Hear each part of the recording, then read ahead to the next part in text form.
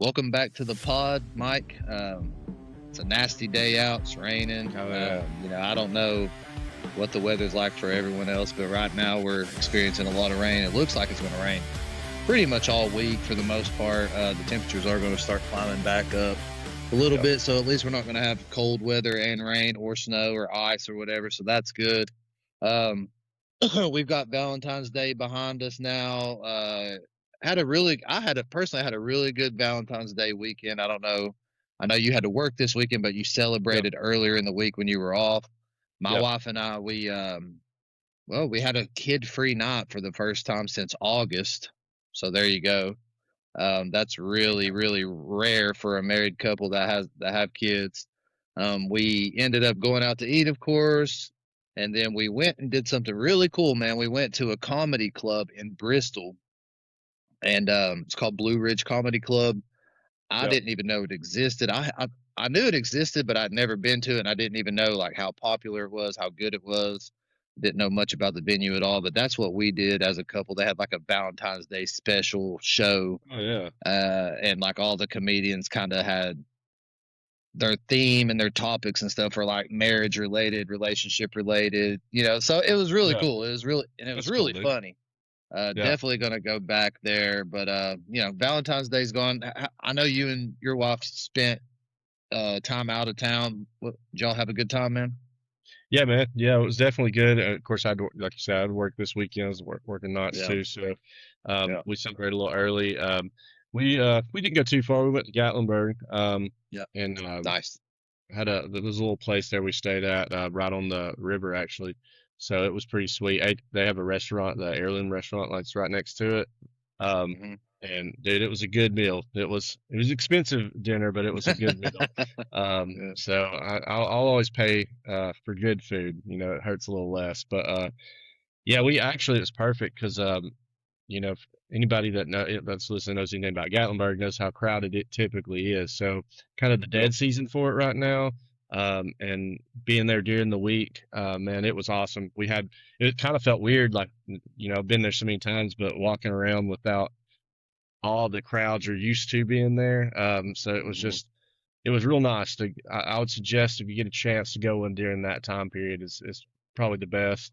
I think it did get busy again for this past weekend, though. They had something going on, and once March hits, it kind of continues out there for the rest of the year. But yeah, it was definitely a good little getaway.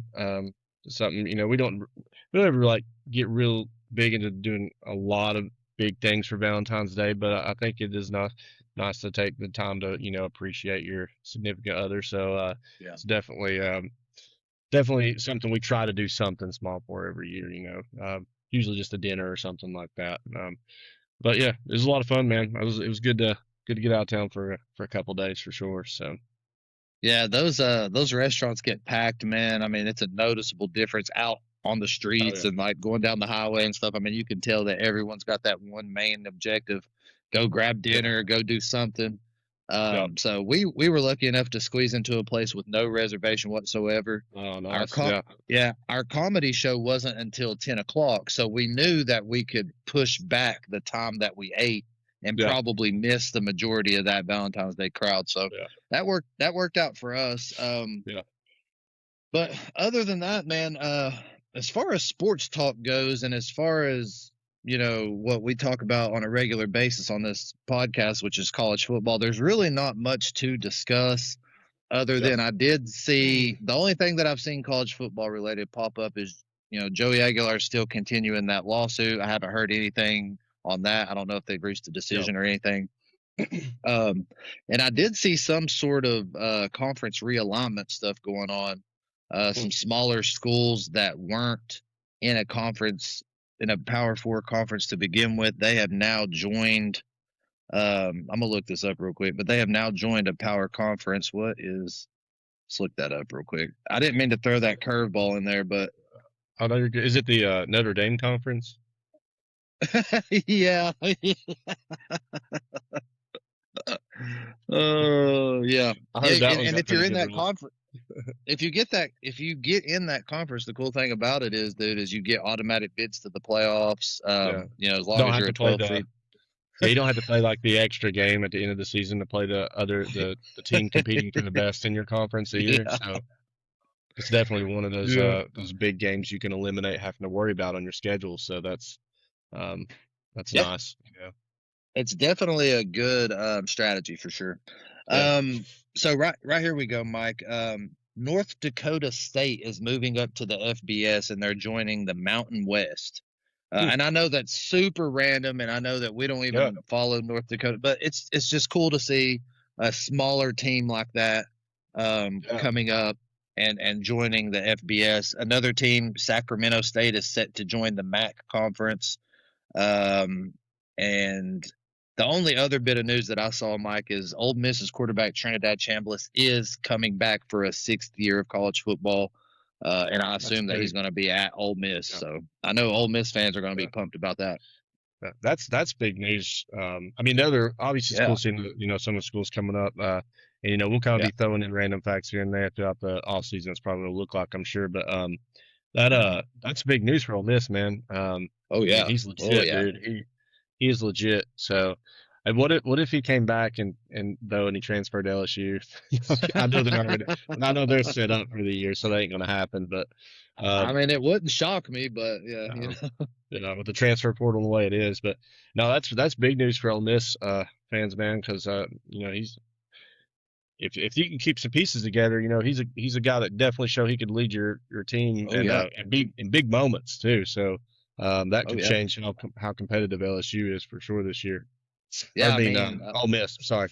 yeah, not yeah. I mean, the performances that Trinidad put on during the playoffs, man. Well, I mean, the team had a great record all year, so obviously he played Yeah. good. But watching him in those playoffs, man, I was like, okay, this kid is legit. So, Yeah. yeah, kudos to Ole Miss for retaining that guy. And these players keep fighting for extra years of eligibility, man. It's really insane.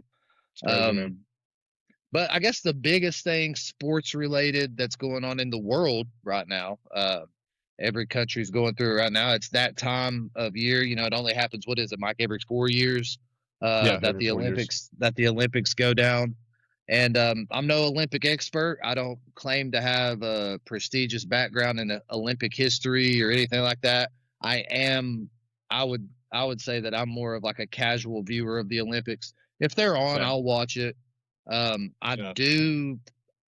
If I had to pick, though, I do prefer the Winter Olympics over any other, like the Summer Yeah. Olympics or anything like that. I think some of the winter sports are pretty cool. But I do watch it. I do have some of my favorite events as well, but I don't like Yeah. glue into it. You know what I mean? Does that make Oh sense? yeah. Like I don't keep up with who's winning, how many medals we got. I'll check it out when it's all said and done, but from the time they start to the time it ends, I am just going to casually view it from time to time. You know what I mean? Yeah, for sure, man. I do the same thing. This year, I'm a little disappointed in myself. I haven't watched them that much, and other than like, Yeah. I've been catching like I haven't been watching them live as much. I've been catching a lot of the clips and a lot of things, from different events. So I have watched some of it, but I used to get into it a little bit more with it. But I'm sure you're not surprised by this. The Winter Olympics is also my favorite Olympics to Yeah. watch. With Yes. some Yeah. of the winter sports, you'll probably even be able to guess what's one of my favorites is going to be, or at least close Right. to that Right. realm of what I'm gonna Yeah. pick. But yeah, I have been a little bit off on it this year some, and so I'm trying to dive in a little more here before it's over, because I mean we got a little bit of time left still on it, don't we? It's still Yeah. actively going, so Yeah. I'm gonna try to catch a little more of it. But I have been catching some of it. Just like I said, it's been more of like the clips and different things of Yeah. like, or this run, and I'll catch myself sitting there then going down a rabbit hole and I'm scrolling and watching several of them.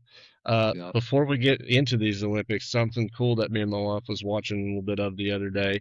If you know, we was watching Cool Runnings. Mm. So perfect with these Olympic, the Winter Olympics, man. Oh yeah. I love that movie, dude. It's such a good movie. It's It crazy is. how old that movie is now, but you know, if you haven't watched Cool Runnings, you should check it out. That's all I'll say about For sure. Yeah, those are the movies that you and I, grew up on. That was like it. a Yeah, big staple movie for me yeah, coming up. Yeah, such a good story, true story too, right? yeah, Based on a true yeah, story. yeah. Based on a true story. I dive in. It's off the basically the Jamaican bobsled team. They didn't have that, Yeah. bobsled team in the Olympics for obvious reasons. I mean, Right. it's not exactly a lot of snow to practice on down there. So, Yeah. but super cool, man. Story wise, and I'm sure based on true events. It's got, obviously it's a movie, so they probably had to add the humor and different things Of that aren't going to be course. completely aligned, but nonetheless, a cool story for sure. Oh, yeah. Yeah. And, speaking of the Olympics, Mike, we both thought it would be kind of cool to bring this up. Watching the Olympics, like I said, casual viewer over here. I'll randomly tune into the Olympics, man, every time that they're aired. Yeah, And I can't be the only person that says this to themselves when they see certain things. But from time to time, man, you'll turn over and you'll be like, what are they doing? yeah, Like how is this can't really be a yeah, sport, a world renowned sport. yeah, It's different to scroll through YouTube and see some random, kind of like the slat yeah, sport that's a thing now. It's different to just scroll through YouTube and find a random sport like that. But when you're yeah, talking about the Olympics, man, some of the crazy and odd and weird and historical, yeah, oddly enough, sports that are in the Olympics, man, it's almost comical, dude, because it's like, okay, it doesn't seem like it takes too much skill to do some of the things that these people are doing. And even if it does take skill, it's like I still don't understand how this is a true legitimate sport. And yeah, we can riff on some of these, man. One of the most it's kind of cool, but it's just kind of odd as well. And I can't remember the name of it, Mike, but it's a skiing sport, and yeah, it's you've got, and I think men and women both do it, but they're not necessarily going downhill or anything like that. They're going through like a little course, but the main every now and then throughout the the course, they're stopping, and bro, they have rifles on their back. dude, I've seen this. Dude, it's like how is this? I mean, it's cool, don't get me wrong, but how is Right. this a sport? I want to say that it's gosh, I wish I could find it, It's man. like it's just such a combination of two different sports because shooting is a sport, and then skiing Mhm. obviously, and we're not, and every one of these that we're mentioning, obviously, we're not going to say that all these don't take talent. That clearly Right. takes skill, skill set to ski with the gun on your back and get down there and uh Yeah. and shooting afterwards, and but it's the randomness, right? It's like where did this come up? Who came Yeah. up with this? What turned this into not just like just some like guys were doing this for some they made a league out of it. This is an Olympic sport, right? So it's like what Right. turned it into such a world renowned sport. Yeah. Um, I'm gonna take a stat. I've not looked up a single thing about where this comes from. So this is just Okay. my like. I'm sure you're totally wrong. So it's completely guess out there of where something like this could have came from. Could this have been like you know like out somewhere where like they get a lot of snow, where I'm talking like snowmobile level snow to where you're not driving regular vehicles around. They do a lot of skiing and maybe hunting is something that you would have to ski to get to where you got to go or something like that. Could it be Yep. that combo of like actual a lifestyle somewhere of like skiing and hunting that had to that they just turned into a sport one day? They're like, Yeah. because I mean, you know, being from this area, there in East Tennessee, a lot of people like to shoot, competitively or go and just for fun in general, go to ranges and different stuff. So did they'll make a sport out of that, and obviously Right. skiing is a sport. So like when they were already doing this, and they're like, you know what? I bet I could ski down there faster than you and outshoot you at this range down there we got. Yeah, the And the so East Tennessee the East Tennessee version of it would be like guys on four wheelers, you know. getting taking the razor up to a trail and be like, hey, stop over and see if you can shoot that tree over there. Look at that. Safely, safely, of course. Yeah, of course. So I looked it up, Mike. The name of the sport wasn't coming to me, but I got it now. It's biathlon, Yeah, biathlon, biathlon. Apparently, the Oh, origins of it come from Northern Europe, especially Scandinavia. So there you go with that. You're right on that. yeah.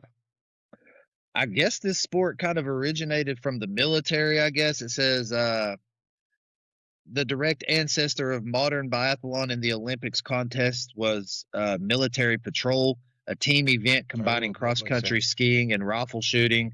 Military patrolled at the first Winter Olympics in 1924 and was a demonstration event. So yeah, I guess it kind of started out as like a military patrol type thing and then morphed Yeah, into a sport. Um, makes sense. but to me, man, like I said, just watching the Olympics and all that, that's the one that sticks out the most to me as being like a odd or like a quirky Yeah. sport. That's part of the Olympics there. And there's others. I mean, there's a plethora Oh of yeah. others that regionally for us, and obviously being in the United States, we just we're not exposed to some of these things that Yeah, they're doing over on the other side of the pond there. for sure. What do you think, Mike? I mean, you watched the Olympics growing Yeah, up your entire life.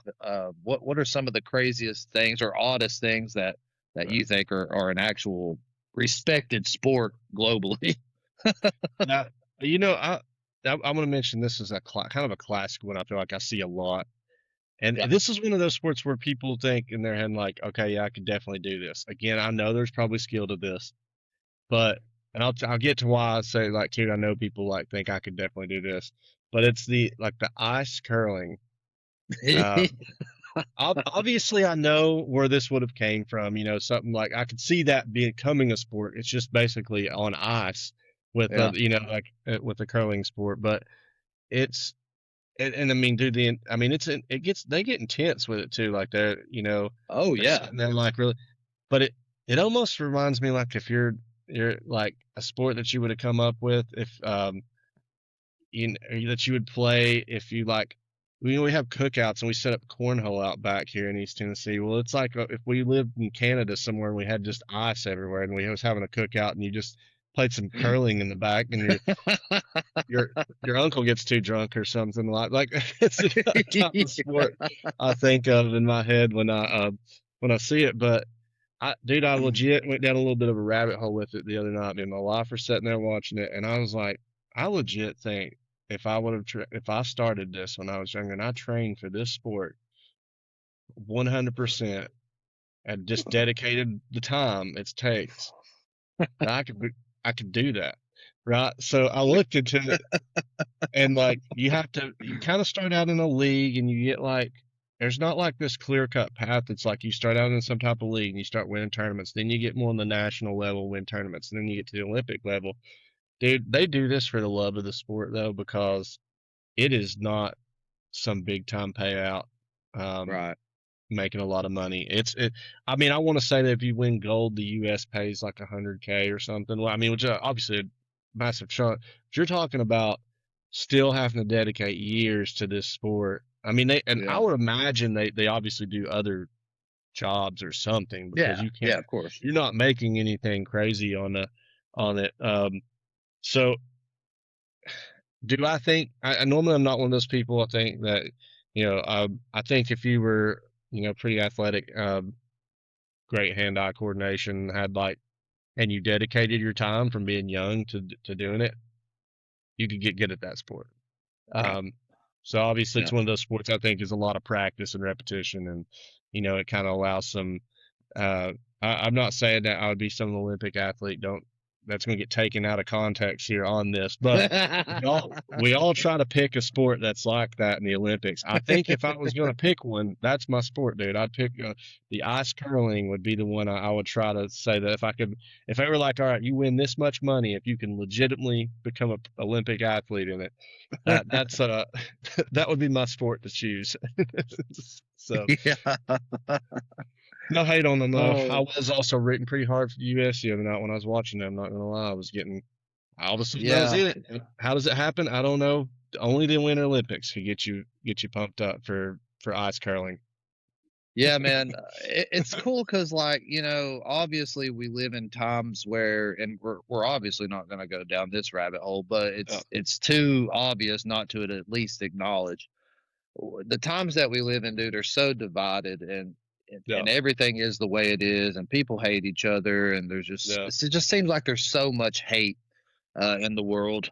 And yeah, it's time, like, the Olympics are a good event and a good thing to where everyone can just kind of come together. yeah, You can be patriotic, you can root for your team, you can root for your country, root for all the athletes that have probably dedicated their entire lives to yeah. finally make that moment. So it's a special thing, man. And realistically, feel like we should probably take it more serious. Like I feel like sitting here Yeah, thinking about it now, I feel like I should really just dive into the Olympics every 4 years because I yeah, mean, over your lifespan, you're only going to see a handful of Olympics. I mean, let's be honest. exactly. Yeah, So it's not like every year you're watching the U.S. battle the world. You know what I mean? So yeah, it's definitely a special, special thing. Um, but dude, yeah, curling, biathlon, those are just some yeah, of the craziest sports, and it's hard for me to understand how people get good at them or how you even start down that path to become one of those yeah, athletes. But dude, switching gears to some of the sports that we do know and we do understand, and we understand how someone could get into it. I'm gonna just go ahead and say my favorite thing to watch in the Winter Olympics. There's probably two or three, yeah. but I'll definitely list at least two of them. I'd say probably number one for me has to be ski jumping, long distance ski jumping. Crazy, You've got crazy sport. it's absolutely insane, and you would think They're flying, man. because they're legit flying. You're exactly Yeah, right. There's no other way to put it. They are legit flying. yeah, But when you watch everybody kind of come off, because for those of you that don't know, I don't know how you wouldn't know what it is, but for those of you who don't know, you're basically starting up here on a set of skis and you're going straight down, and then at the very end it kind of goes like this, and you're just once you come off there, everybody kind of does the same. Like yeah, I guess there's a technique or a form that you're supposed to use. Uh, and to me, man, watching those people fly through the air and just seeing the first and foremost the speed at which they're coming down, but watching yeah, the distance that they're getting, man, when they hit the air, man, it is absolutely unreal. I can sit there and watch that for hours.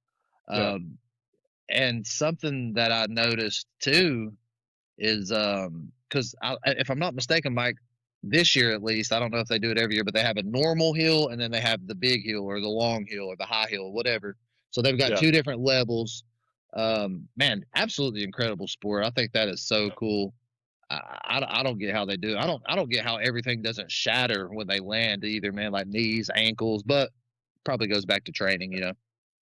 Yeah, it's all on the I don't obviously this is small scale. This is with like with snowboarding and stuff when you're jumping kickers and stuff, you got your landing and it's just the angles are so perfect when you land in that. So I'm Uh, sure the angles are just perfect, but man, you sure. mess up once in that. I don't know how. Yeah. You can't overjump anything, or which I mean they got long straights too, but if you did happen to land that in like a flatter area or something that wasn't on that perfect landing strip, that it Yeah. would shatter, man, because they're just and they're they're high up, but they're also just I think it's the distance, like you said, it's how far they continue to go. It's so I mean, crazy. because you've seen jumps at like you see jumps at I guess sometimes it might be a little bit higher necessarily off of the ground, but then again I Hmm. don't know those are they're way up there too, but it's how far that they travel. It's what's crazy to me, man. I Yep. this if you ever get a chance there was like I think it's was the world record that was a guy broke one time. I I can't I'm sure it was like Red Bull or something, but if you ever get a chance to look that up because it was yeah it was Definitely, crazy, man. dude. Um, so yeah, that's a cool sport, man. That's cool. So you say that is your favorite then, right? Yeah, I Favorite mean, sport. Yeah. if I If you had had to to pick, put, if you had to pick one, yeah, if I had to pick one, it'd probably be that. But there's a couple others that are just right there, man. You know what I mean? yeah, So, yeah, and I'll um, definitely talk about them too. I mean, I just want to see where yeah, you're at with your favorite. yeah. I have a I'll take feeling my what yeah, yours is, but yeah. My favorite man is the snowboard half pipe. nice. Oh It's yeah, dude. and I love the big air too, just because they do some crazy things off of it too. I mean, that's like, one of those are those big jumps talking about. But dude, I've always just loved the half pipe, man. I was a huge Sean White fan back in the day, and um, Yeah. one of my favorite, seeing him get the perfect score in one of the Olympics, seeing him do some of the things he did, man. That was during my time of where I was really, I still snowboard, but I was like snowboarding a lot, and that was something I just love to do. So that was during all that time too. So I was big at that. I did watch a lot, man. When the winter half pipe Olympics came, I watched that every time, and Yeah.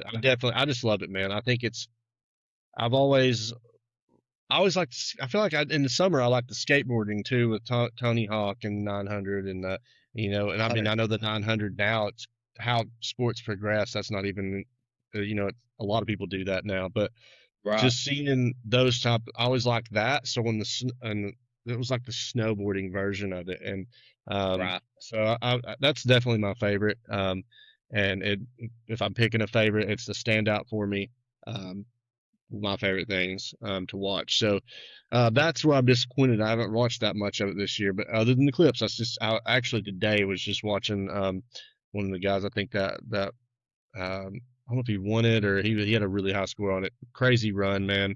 Um, I just love watching that and getting and I know a little bit about it as far as like I'm not like breaking down all the tricks or anything, but when you get into some of the 1260s and the spins and the um, I think I was right 12 and then but I always like too. There's a that would do a big like just a big air method right off the bat. Just it doesn't look as fancy with all the spins, but it's just um so like double the distance it looked like from after they come off the half pop Yeah. on that first jump. And I always like when they come in like that with it's a big just get a lot of air under it and then after that just being real technical. But it definitely is probably my favorite. As far as that. And the big air might be um, second for me up there. I love the Yeah. snowboarding events in general, so snowboarding is definitely my favorite part of the Winter Olympics. Oh yeah, of course, dude. I remember watching the half pipe type stuff. You know what I mean? Yeah. Incredible. Absolutely incredible. Another couple ones, and this seems to be one that's really popular is the luge. It's you've got your bobsled where Mm. 2 or 4 people are in this thing together going down. You've got the guy behind it running and Oh pushing, yeah, and then they both, that's the bobsled. But the luge is where you're on your back. yeah, You start out doing this, and you got spikes on your gloves on the ice, and you're doing this, getting your body going forward, and then once you get going, you're laying down, and yeah, it's just like basically like an ice roller coaster, more or less. yeah. Um, so the luge is really cool. Watching that is absolutely incredible. I remember I was watching it a few days ago, and these people are, and I'm sure that there's records, and I'm sure that there's speeds higher than this. But just casually watching it the other day, dude, we're talking about people getting up to like 80 miles an hour, Oh 82 yeah. miles an hour. I So seen that the go, other day, man. yeah, dude, going that fast, they're experiencing some G force and stuff too when they're going around and all that stuff Yeah, too, man. I mean, that's super quick. yeah, Um, so you've got the luge, that does that, and then on the flip side of that, you've got the skeleton. And I think that this is basically inverted luge, man. Instead of going yeah. down feet first on your back, you are now going head first down on your stomach. Which is And so terrifying. exactly, exactly. It's But crazy. skeleton, and I've seen clips, I'm not going to sit here and lie about it. Skeleton is a beautiful sport. We can all appreciate it. Um, you know what I'm Going saying? all over Just, the internet just, right now. I know. yeah, just the way that, your body has to shift and stuff like that to get around some of the turns and all that. You know what I mean? Uh, but, but just imagine going down head first on something like 80 some miles an hour, bro. I No, mean, dude. I can't I mean, it's imagine. scary enough. Like if where what probably started that. It's already scary enough. You're on your back and you have to do that. Yeah, right. And but someone was like, it'd be even. more intense. Let's get on face first. It's like in the slide. It's like a water slide. Some reason somebody always has to go up on face first, man. Right, Like, right. oh, it wasn't cool enough for you to go down this slide like that, so you got to Yeah, jump face yeah, first into the water. That yeah. so let's make it more intense, right? So I feel like that's where that came from. Got to make it a little Yeah, more intense. yeah. Shout out to Mike for bringing us the origin stories of the skeleton sliding sport. Um, Yeah, you can mark you're, these down as definitely legit facts. yep, yep. I've got what 3 origins I've talked about so far. Maybe that one. Someone just like this ain't scary enough. I'm just gonna jump down head first. Probably how that one started. Obviously the one where someone was like skiing down was like, I bet I can outshoot you down there on this, and they've packed their Yeah, guns and probably had several beers involved. So yeah. that's here's my origin stories. So I guess I had two for you today. Um, Yeah, Mike is a prolific yeah, Olympic historian, in case yeah. you didn't know. Yeah, I might start Um, doing segments on that, just here and there, just throwing you some yeah, Olympic facts here and there, yeah. some origin stories for different sports in general too. So my expertise. Yeah, but dude, those sliding sports are cool. Yeah, Watching the luge, watching the skeleton, watching the bobsled, it's absolutely yeah, crazy. Like I said, the amount of speed and really just watching, like it's so weird, dude. The announcers that are doing it, over the broadcast, it's like they know instantly just slight millimeter moves or like just slight imperfections in how they started or yeah. how they went around a curve or whatever. And they're like, well, that's not going to break the record or that's not going to get first place or gold or whatever. So, Yeah, it is a there's very little room for error in these sports, which is absolutely crazy. Just yeah. as a casual fan watching it and an American that just loves college football, you know what I mean? Like you Oh just yeah, don't it's really hard to wrap your mind around how people get into some of these things. It's cool to see how different regions of the world are better at certain sports as well. yeah. Especially in these Winter Olympics. I mean, that really sticks out. I feel like obviously a country that's in that type of climate all the time. I would imagine that they would excel in these winter sports. Oh yeah, So yeah, yeah, super cool time, man. Super cool time.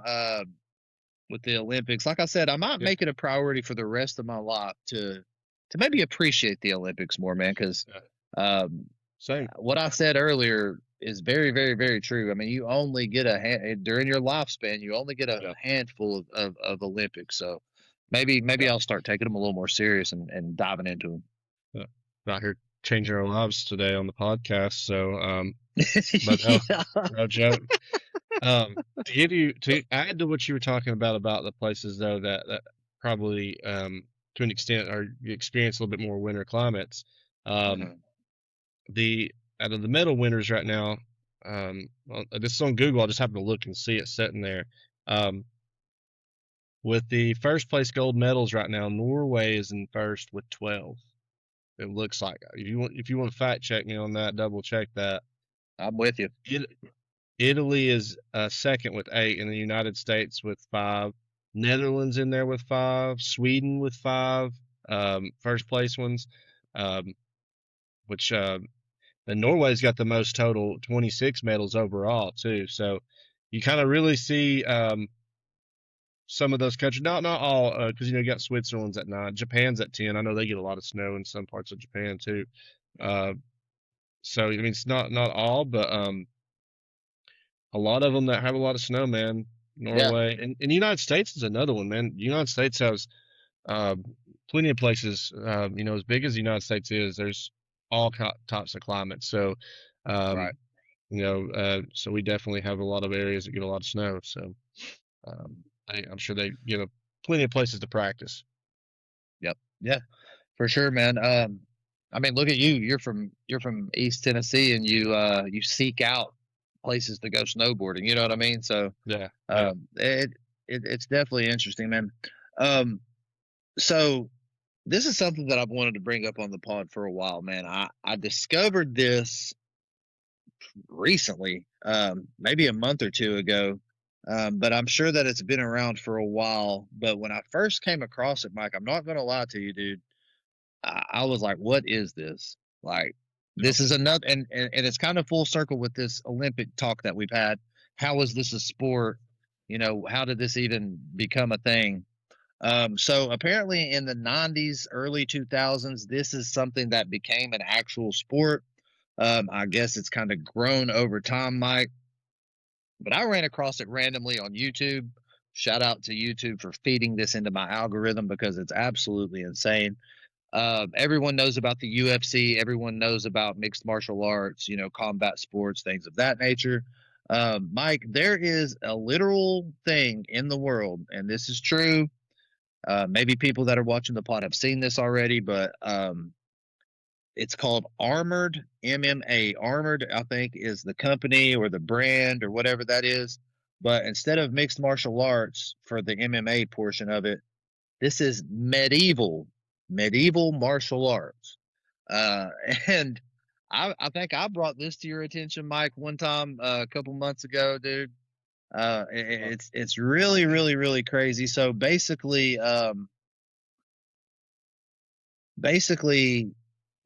medieval martial arts features fighters wearing metal helmets, torso armor, gauntlets, other historically inspired gear. So just picture a knight in shining armor, you know, just picture a knight decked out oh, fully with the metal helmet on, the metal mask. I'm talking the chain link mesh that they wear underneath their armor, shoulder yeah. pads, all that stuff made out of complete steel armor.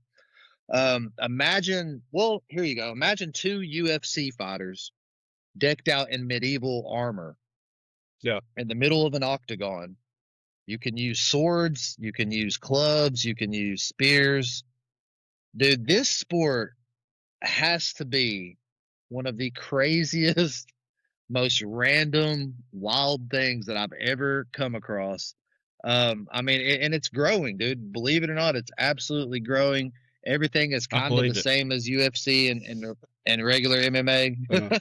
Uh, I believe it. But we used to have a Yeah, whole, there used to be a whole Roman Colosseum designated for this stuff, so I believe it.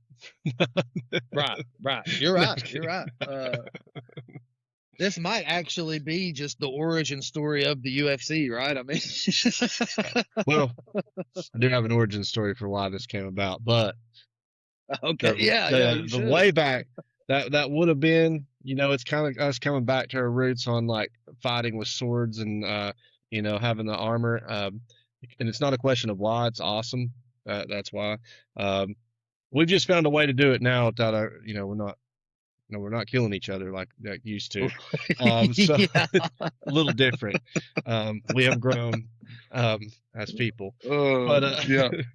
but no, I do have an origin for you on that one. So that one was definitely, I would say somewhere in the Southwest Virginia area that this one came about. Someone clearly would have, for some reason, had some stuff, some gear, some armor that they thought was awesome. You can buy it. Like I've seen some cool stuff in Gatlinburg, actually, to be honest.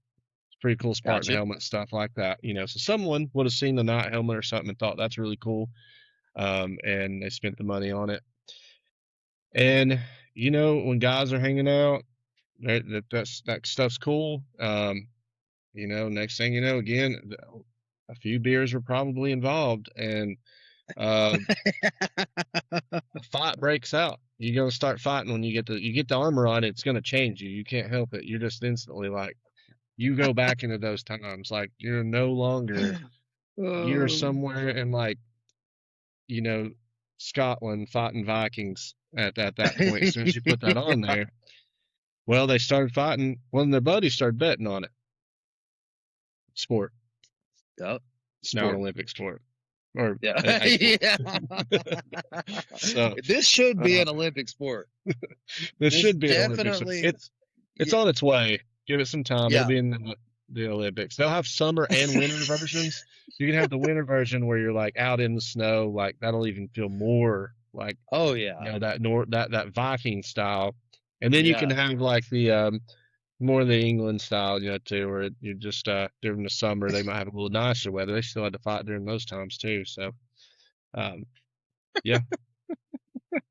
So there. So, believe it or not, Mike, the recent development and growth of this sport as a branded concept, Armor MMA, took shape only late in the 2010s. So late 2010s and early mid 2020s, especially in North America. One of the best known efforts is in Nashville, believe it or not, a Nashville based group that begun running regular medieval cage fighting cards, eventually touring multiple U.S. cities under the banner Medieval Cage Fighting Championship USA. These shows borrow heavily from the MMA and pro wrestling presentation with lights, announcers, storylines, while using rule sets derived from Boo Heart or Boo Hurt. I don't know what that is. And armored combat leagues. So I mean, obviously they've got the armor, uh, they've got weapons, they've got swords, axes, maces. But there is one thing about it, Mike. They can't have any sharp edges on any of the swords or axes. Right. But I mean, dude, I don't care if there's a sharp edge on it or not. Even if you're wearing armor, it's gonna hurt. If somebody swings a freaking metal sword at you, edge or no edge, and hits you, even though you have armor on, it's gonna rattle your cage, dude. So if you're wanting to dive into something, everybody, that's a little outside of the norm and a little kooky and a little weird, dude, do yourself a favor. Look up Armored MMA on YouTube, and you will not be disappointed. It's absolutely insane. Like I said, it gives you the UFC feel with a little bit of like ancient Rome, ancient Greece, like what Mike was talking about, the Colosseum, or the random guy in Southwest Virginia that bought a set of armor on Marketplace and got drunk one night. Yeah, it's a little harder to find that one, but that's why I'm here for the origin stories. Yeah, we got origin stories with Mike. New segment on the pod. Yeah. But I just wanted to bring that up, Mike. I've been dying to talk about that sport for a while now. I don't know much about it, and I'm not actively following it. But now that I know that it exists, I'm definitely going to do a little bit more diving into it, because it's I mean, it's just absolutely chaotic. It's absolutely chaotic, man. I would expect nothing less from it, man. Honestly, and it definitely. I I feel like I just need to see one of these, like, in person. Yeah, Like, in person. Yeah, I agree. I want to go in person and watch one of these. I mean, what is think about the music that you come out to. Is it like the announcement? Like, think about how it is on a UFC fight, or people coming out and walking out to their song and stuff. And it's like, I mean, what is this like? Oh, and out next is King Arthur the Third, and like some Celtic music playing in the background or something, bagpipes and bagpipes going off. Somebody comes out like the Witcher theme or something like. Yeah. I mean, it's just interesting to see how that would all go. And for everybody listening, I mean, this, obviously WWE and all that stuff, obviously, yes, it is physically a combat sport, like, to a degree. They are actually flipping and taking bumps and taking hits and stuff like that. Yeah. But we all know what wrestling truly is. I mean, it's like a scripted sport where, some of the hits aren't real. They're not really out there trying to kill each other. This is legit. I mean, this is as gimmicky as it sounds and as gimmicky as it feels. These dudes really are going at it. I mean, they're actual. It is UFC with armor on. You know what I mean? They've nerfed it from killing each other, but like it is right. No sharp edges. So, other than that, you're in a cage. You got to beat that guy. So. Oh yeah, super cool, man. But with all this sports talk, Mike, I know that there's something that you and I kind of want to discuss on this episode, and this is how we'll kind of tone it out and end it on more of a little bit of a serious note. Kind of drawing back to your time as being a sports fan. I mean, during our times, we can only contest to what we've seen and what we've witnessed, and we've seen dynasties even at our age. With the likes of the Lakers, the Bulls, the Patriots, the Yankees, the Red Sox, whatever the case may be, whatever your thing is. Yeah. But if you had to come up with it, Mike, and I think I've already got mine in my head, but have you started out here, man? Your favorite sports moment of all time. It can be a play, It could be a season, it could be a player, it could Yeah, be a team, just whatever in your mind triggers the yeah, instant reaction to what is your favorite sports moment yeah, of all time, bro. yeah. And obviously, it's like as a fan, Right, right. 'cause I mean, not that I did anything great in sports, but playing sports is always the best when you were, you got memories from that. But as a fan, True. True. for the game and for any sport, um, oh, this is tough. Um, because It I'm is starting tough. thinking now that we're talking about Olympics stuff, I'm starting thinking about Sean Watts, perfect score, different things that are crazy, But as far as the feeling goes, it's gonna come down to college football. That's just my biggest sport I'm a fan of. It's gonna come down to what made me feel the best at the moment. I was too young to truly take in Tennessee winning the championship. Um, I'll say that. So Fair. I Fair. can't add that in there. But man, as it's got to be for me, and the moment that uh, and it sounds sad because it sounds like that this should not have been that big, but it was a big moment. Man. It took forever, but it was Tennessee beating Alabama on a field goal, and my environment also helped. I mean, I couldn't imagine being on the field, but I was with friends, with my wife, and we were eating at a Burger and Barrel place in Johnson City. We were in a good atmosphere for it. Had right at Yeah. the front of the bar with the TVs and a group crowded place, and people went nuts just like they were at the game. And so that moment, as soon as that field goal went through, it's like it set in. We finally beat them, and then the place erupted. So Right. that I have some others that are up there, but that was probably my standout moment. A second one for me would be in watching the Titans, um, the 99-yard drive when Vince Young was there. It was a regular season game, had no true meaning, but it was 99 yard. They went for it four different times, and on fourth down and six with like 6 seconds left, they hit him in the back of the end zone for the win. They were losing, and the whole stadium Yeah. went nuts. So that was the time I was in a stadium that went nuts. That's definitely a top three moment for me. I just wanted to mention that as an honorary mention. But Yeah. the Tennessee Yeah. beating Alabama was such a I just let it out and like a whole place erupted and it felt awesome. Yeah. Yeah, no doubt, man. So I'll do a 1A and a 1B here, Okay. just because I'll do the 1A just because I was there and I witnessed it, and it is what you're talking about. It's that moment in 2022 when Tennessee finally got over that Yeah. hump and beat Alabama. Not to one up you or overshadow your No, moment or no. anything like that, but I know your moment needs to be there because I know it felt like for me. yeah, So it's just I can only imagine being at home and watching a game like that, and it feeling surreal. But yeah, being in that stadium yeah, when that actually happened was absolutely surreal. mhm, It was one of the only times in my life where, people always say it, and it's a cliche thing to say, but I actually experienced it and felt it and really yeah, truly was in it. Time slowed down. I'm not kidding you. yeah. Time was it almost like time was standing still, and It's awesome. I just remember watching everybody's faces. I mean, people were crying, people were cheering, people were screaming, people were doing every emotion was surrounded you at once. I mean, we're talking 102 103,000 people witnessing this thing happen. And that Alabama song was playing over the loudspeaker, and it just didn't even feel real. It Yeah, almost felt euphoric, dreamlike, in a yeah, way. And it was truly incredible, unreal. That's 1A for me, and yeah, one B for me. And I'm putting these two as one because to me this was absolutely amazing as well. Obviously, I wasn't around for this in person or anything like that, but rest in peace to Kobe Bryant. He was my favorite basketball player of all time. Right there with Jordan, in my opinion.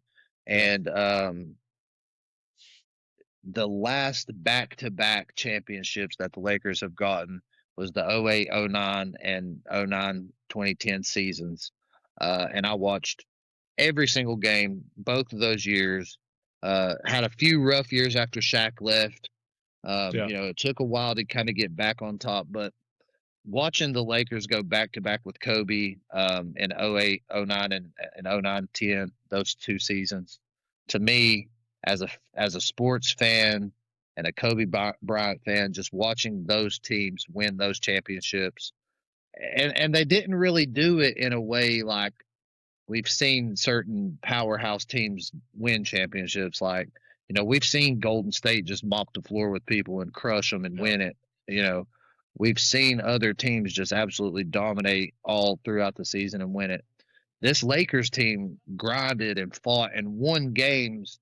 Obviously, I don't know the statistics or anything like that, but it's just we didn't have a huge group of like superstar players. We had Kobe Yeah. Bryant, Pau Gasol, and a bunch of really, really good role players around those Yeah. guys. And Yeah. it was just impressive. It was impressive to see how they won those 2 championships. Um, I don't think that those 2 championships for Kobe's legacy and the Lakers dynasty are talked about enough because everybody talks about the Magic days and the Yeah. Shaq Kobe days and all that, which Yeah. they should. But I feel like the glamour and the superstardom of those past teams overshadows these 2 teams. And these 2 teams, the '09 and 2010 Laker teams, are the teams closest to my heart Yeah. as a basketball fan because we didn't, like I said, we didn't have Kareem Abdul-Jabbar and freaking, you know what I'm saying? Like Yeah. we had Kobe and Pau Gasol and really, really, really good role players. Yeah. And we won it, man. We won them. So to me, as a sports fan, like I said, that has to be my favorite sports moments because I sat on the couch watching these games with my dad. I sat on the couch Yeah. and soaked it all in. I was in high school when this happened, so it's like Yeah. I remember staying up. We're on the East Coast. Lakers games always came on at 10:30. It was never a question. TNT 10:30. They were the second game of the night on TNT. Had to stay up and watch it. You weren't going to bed till 1:30, 2 o'clock in the morning almost. Get to school. But we did it. We watched them, and Yeah. and those It's cool, memories man. stick to me very heavily. So yeah, Yeah. that's mine. That's awesome, man. Yeah, no, that is it's really cool. That's why I said there's so many good sports moments when you start really thinking Oh about yeah, across the board. Football's my favorite, but there's a lot of cool things. Some oh things yeah, I was too young to remember, and then that I wished I could have experienced. I would have loved to have more of an yeah. experience of the Tennessee Natty, the Chicago Bulls days. Man, I Oh watched it, yeah, but I was born in '90, so I was living through that time. I was just a kid, and I right. remember loving the Bulls, and Michael Jordan was my favorite player. But it would have been cool to experience Yep. some of that as an adult. Um, Yeah, so you kind of got to do 100%. that. I feel like with Kobe, and you're in high school, but you're old enough to be like that's got memories. That's core memories. So Oh that's cool, yeah. man, for sure. Yeah, and not to drag this out, dude, but I remember taking VHS tapes and Yeah, record. Now, I mean, we're talking 2009, 2010. I mean, by this point in yeah, time, VHS tapes were kind of outdated a little yeah, bit. But I ain't gonna lie to you, dude. I took VHS tapes and recorded some of those yeah. national championship games, or Oh not yeah, national man. championship games, some of those NBA Finals games with Maybe, Kobe in yeah. them. And then I had a buddy of mine's dad converted them to DVD for me. So I mean, Oh like we're yeah. talking like true core Getting memories for me along the way. yeah, absolutely, man. Yeah, and I mean that's the great thing about sports, man, is this type of stuff right here. And Yep. I just that's why I love thinking about like what your best sports memory is because they just create memories, man. And Yep. more than just the game, 100%. the time, you remember the time, the setting, who you watched it with. So that's what Yep. makes sports I think so special. As a fan Yep. of them. But yeah, Yep. dude. They I mean, bring us together, man. for sure, man. Hey man, this has been awesome as always. Of course, if anybody's still watching here, make sure to like and subscribe. Help us out there. Yep. Catch us on Yep. Spotify now as well, outside of YouTube. Um, if you come across any of these videos, comment. Let us know what your best sports memory is. What's your favorite Winter Olympics games? Any other ones that we missed out there that's really odd and random? Any of that? Feel free to comment on. Or hey, maybe you're just gonna be sitting there in the car listening to us and you're thinking about your favorite sports moment. Either way there. But Adam, Man, as always, dude, it's been fun. And then I'll catch you on the next one, man. All right, brother. Take care, man. See you, man.